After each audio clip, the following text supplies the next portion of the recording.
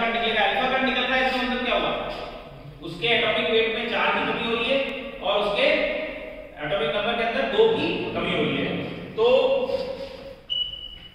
Radon है 226 और ये कितना है 88, और इसमें से अगर अपना क्या निकालते हैं अपन, हीलियम, तो हीलियम माइनस करना है तो ये 4 माइनस हो जाएगा और ये 2 माइनस हो जाएगा, तो ये अपन को मिल जाएगा रेडियम, रेडियम में से रेडॉन, तो ये 222 एंड 86। तो इस तरह से ये एक रेडियो एक्टिव पदार्थ आपको मिल जाता है। उसके अलावा आप देखोगे कि प्रकृति में इसका जो प्रतिशत है, पाया जाना जो है, इसका जो प्राप्ति है बहुत कम होती है। और हमको ये मालूम है कि जितने भी वायुमंडल में गैसेज हैं उसमें सबसे ज्यादा कौन है, नाइट्रोजन, नाइट्रोजन के बाद ऑक्सीजन, और ऑक्सीजन के बाद में क्या बचता है, बहुत कम प्रतिशत रह जाता है। और उस प्रतिशत में आप देखोगे 1% से भी कम में हमको क्या मिलती है, इनर्ट गैसेज मिलती है। इनर्ट गैसेज जो 1% है उसके अंदर भी 0.96% जो है वो तो केवल इसी का है, आर्गन का। जो 1% है, एक में भी कितना, तो आर्गन की मात्रा सबसे ज्यादा है। अब ये बच रहा है 0.04% या 0.06% या 9 हो सकता है। तो 0.06% के अंदर आपकी हीलियम भी आ जाएगी, नियॉन भी आ जाएगा, टेट्रम भी आ जाएगा, ज़ीनॉन भी आ जाएगा। तो इनकी जो मात्रा है वो बहुत कम होती है, इसीलिए इनको क्या बोलते हैं, दुर्लभ गैस। लेकिन अब जो है हमने इसको खोज लिया है और काफी मात्रा में हम इसको प्राप्त कर सकते हैं, इसलिए इसको दुर्लभ गैस कहना अनुचित है। अब एक और चीज पूछी जाती है इसके अंदर कि इसका पता कैसे लगा, और इसका पता जो है वो सबसे पहले हेनरी कैवेंडिश को लग गया था 1785 में। और हेनरी कैवेंडिश ने क्या किया, एक एक्सपेरिमेंट किया, और एक्सपेरिमेंट करने के बाद में उसने देखा कि जब कभी भी हम एयर को लेते हैं और एयर को लेने के बाद में एयर के अंदर क्या उपस्थित होता है, सबसे ज्यादा नाइट्रोजन, नाइट्रोजन को हटा दो, फिर उसके अंदर होगा ऑक्सीजन, ऑक्सीजन को हटा दो, ऑक्सीजन को हटाने के बाद में नमी हो सकती है, नमी को हटा दो, नमी के बाद में कार्बन डाइऑक्साइड होती है, कार्बन डाइऑक्साइड। अगर ये 4 मेन कंपोनेंट हैं एयर के, उन चारों को हटा दोगे तो क्या बचना है, कुछ भी नहीं बचना चाहिए। लेकिन जब भी उसने एक्सपेरिमेंट किया तो जितना वॉल्यूम लिया था उस वॉल्यूम का 1/20वां हिस्सा, ये जो 1/20वां हिस्सा है वो हमेशा बचा हुआ रहता है।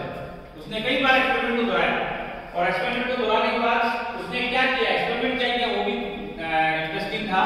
सबसे पहले उसने किसको हटाया, नाइट्रोजन, नाइट्रोजन सबसे ज्यादा है ना, तो नाइट्रोजन को हटाने के लिए क्या किया, रक्त तप्त मैग्नीशियम के ऊपर से वायु को गुजारा, रेड हॉट मैग्नीशियम लिया, रेड हॉट मैग्नीशियम के ऊपर से जब नाइट्रोजन को गुजारा जाएगा तो क्या होगा, ये आपका Mg3N2 बन जाएगा, मैग्नीशियम नाइट्राइड। तो नाइट्रोजन अपन ने सारी अब्सॉर्ब कर ली। कैसे अब्सॉर्ब की, उसको मैग्नीशियम जो रेड हॉट मैग्नीशियम है उसके ऊपर से वायु को निकाला, तो वायु जब जा रही है तो उसके अंदर जितनी ऑक्सीजन है वो मैग्नीशियम उसको एब्सॉर्ब करके मैग्नीशियम नाइट्रेट में कन्वर्ट कर सकता। इसके बाद उन्होंने क्या किया, कॉपर को ले लिया। कॉपर क्या करेगा, रेड और कॉपर जो गर्म कॉपर होगा, वो कॉपर के ऊपर से जब वायु निकलेगी तो वो ऑक्सीजन को एब्सॉर्ब कर लेगा, और ऑक्सीजन को एब्सॉर्ब कर लेगा तो क्या बन जाएगा, क्यूप्रिक ऑक्साइड, CuO। ठीक है, तो CuO बन गया। तो जो मेजर कंपोनेंट है 76% नाइट्रोजन, 21% आपका ये ऑक्सीजन, उसके बाद क्या बचता है, कार्बन डाइऑक्साइड।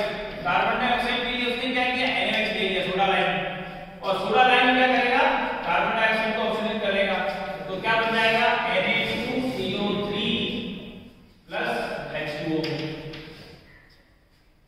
ट्वाइस हो गया। तो Na2CO3 सोडियम कार्बोनेट बन जाएगा, तो आपका कार्बन डाइऑक्साइड भी खत्म। अब क्या बचा, नमी। नमी के लिए उसने क्या किया, फास्फोरस पेंटाऑक्साइड को लिया। आप जानते हो कि H2O नमी को एब्सॉर्ब करने के लिए हमारे पास में जो है क्या है, नमी को एब्सॉर्ब करने के लिए बहुत सारे अपने पास है। H2SO4 भी नमी को एब्सॉर्ब करता है, कैल्शियम क्लोराइड भी नमी को एब्सॉर्ब करता है, लेकिन यहां हमने क्या किया, P2O5, और P2O5 को जब दिया तो हमारे पास बन जाएगा H3PO4। ठीक है, तो फास्फोरस पेंटाऑक्साइड जो है वो हमेशा क्या करेगा, H2O को, नमी को एब्सॉर्ब कर लेगा। तो आपने क्या किया, नाइट्रोजन को हटा दिया, ऑक्सीजन को हटा दिया, कार्बन डाइऑक्साइड को हटा दिया, तो अब कुछ रहना चाहिए? नहीं रहना चाहिए। लेकिन जब बाद में भी जब दूसरे वैज्ञानिकों ने इस एक्सपेरिमेंट को दोहराया तो भी उसने पाया कि 1/120वां हिस्सा अभी भी बचा हुआ है। अब जब ये 1/120वां हिस्सा रह गया तो उसका कोई वो आकलन नहीं कर पाया कि ये है क्या, क्योंकि उसका रीजन क्या था कि किसी से कोई रिएक्शन नहीं कर रहा। जो बुलबुला है उसकी कईयों से रिएक्शन भी करेगी तो रिएक्शन नहीं। लेकिन बाद में जब हमारे पास में अच्छी टेक्निक्स आ गई तब हमने इसका अध्ययन किया और अध्ययन करने के बाद में पता लगा कि ये जो 1/120वां हिस्सा है उस 1/120वें हिस्से में हीलियम भी था, नियॉन भी था, आर्गन भी था, क्रिप्टन भी था और ज़ीनॉन भी था। और जितने भी इनर्ट गैसेस हैं ये इनर्ट गैसेस क्या करती हैं? केवल मात्र ज़ीनॉन ऐसा है जो कि यौगिक बना सकता है, बाकी इसमें से कोई भी यौगिक बनाना संभव नहीं है। इनका जो यौगिक बनते हैं वो बिल्कुल अस्थिर बनेंगे और जैसे ही प्रेशर लगाओगे तो वो टूट जाएंगे, मतलब वो ट्रू यौगिक नहीं। तो इनकी यौगिक बनाने की क्षमता या केमिकल प्रॉपर्टी शो करने की क्षमता बिल्कुल जीरो होती है। क्यों? क्योंकि इनका वेट भरा हुआ है, इनके अंदर जितने इलेक्ट्रॉन होने चाहिए और जितने भी दूसरे एलिमेंट है वो भी क्या करते हैं, वो भी इनका इलेक्ट्रॉनिक कॉन्फ़िगरेशन अचीव करना चाहते हैं। सब ये चाहते हैं कि उनका इलेक्ट्रॉनिक कॉन्फ़िगरेशन क्या हो जाए, NH2Np6। तो इन्हें शून्य वर्ग में रखा गया और ये जो शून्य वर्ग में जो गैसेस थी सारी की सारी गैसेस रंगहीन, गंधहीन, स्वादहीन थी। न तो कोई कलर था, न कोई इसमें रंग था और न कोई इसमें गंध, पहचाने कैसे नहीं, और न कोई की रिएक्शन थी। बस ये पता लगा Cp1Cv रेशियो से कि ये मोनोएटॉमिक हैं। अब इसके बाद में इनकी खोज, क्योंकि ये खोज बहुत इंपॉर्टेंट है, किसी से कोई रिएक्शन नहीं है, कुछ भी नहीं है, तो फिर इनकी खोज कैसे की जाए? तो खोज के लिए सबसे पहले हीलियम जो है वो कैसे खोजी गई? हीलियम के बाद में नियॉन, आर्गन, क्रिप्टन, ज़ीनॉन। और मैंने आपको पहले बताया था कि ये बहुत इंपॉर्टेंट चीज है, इनके शाब्दिक अर्थ को पता होना चाहिए, इनके स्पेक्ट्रम में क्या कलर होता है ये हमको पता होना चाहिए और इनकी खोज किसने की है ये हमको पता होना चाहिए। तो जहां तक हमने पढ़ा है, मतलब आप पढ़ोगे उसमें ये पता रहेगा रैमसे और ट्रेवर्स ये दो ऐसे वैज्ञानिक हैं जिन्होंने नियॉन की खोज की, उसके बाद में क्रिप्टन की खोज की और ज़ीनॉन की खोज की। तो तीन गैसेस ऐसी हैं जिनकी खोज किसके द्वारा की गई? रैमसे और ट्रेवर्स द्वारा। फिर रैमसे और रेले ने नियॉन की खोज की और एक जो लोगेर फ्रैंकलिन है उन्होंने हीलियम की खोज की। तो और ये डॉन नाम का वैज्ञानिक है, उसने इस रेडियोएक्टिव पदार्थ जो है आपका रेडॉन, इसकी डॉन नामक वैज्ञानिक ने 1900 में खोज की। तो अलग-अलग वैज्ञानिकों ने अलग-अलग खोज की और खोज करने के बाद में हम एक टेबल बनाते हैं और उस टेबल के अंदर ये लिखेंगे कि क्या इनका शाब्दिक अर्थ है। और तो सबसे पहले अपन ले लेते हैं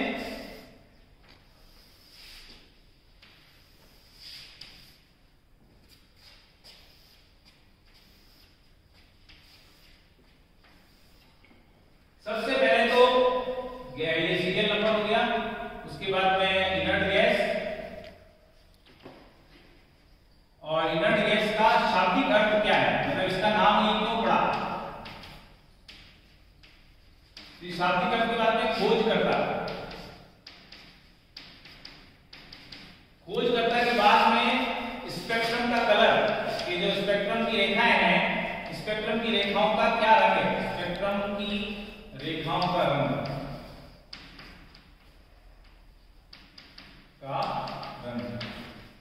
और अगर आप लिखना चाहो कब खोज हुई तो उसको भी अपन लिख सकते हैं, ठीक है, ईयर ऑफ डिस्कवरी। तो ये सारी चीजें जब अपन पढ़ लेते हैं तो ये बहुत अपने लिए काम की रहती है। Helium, neon, argon, krypton, xenon और रेडॉन। 2, 10, 18, 36, 54 और 86। और जो भी रेडियोएक्टिव होता है उसके ऊपर अपन क्या करते हैं, स्टार का निशान लगा देते हैं। तो स्टार का निशान अपन को लगा देना चाहिए। अब सबसे पहली चीज है हीलियोस। हीलियम जो है वो किससे बना है, हीलियोस से बना है। तो शाब्दिक अर्थ इसका होता है सूर्य से प्राप्त। हीलियम कहां से निकला? सूर्य से। हीलियम जो देखोगे वो ज्यादातर काम होता है हाइड्रोजन, हाइड्रोजन मिलके आपको हीलियम बनाता है। तो ये चूंकि सूर्य से प्राप्त हो रही है, इसलिए सूर्य से प्राप्त को ग्रीक भाषा में बोलते हैं हीलियोस, और हीलियोस से बना हीलियम। ठीक है,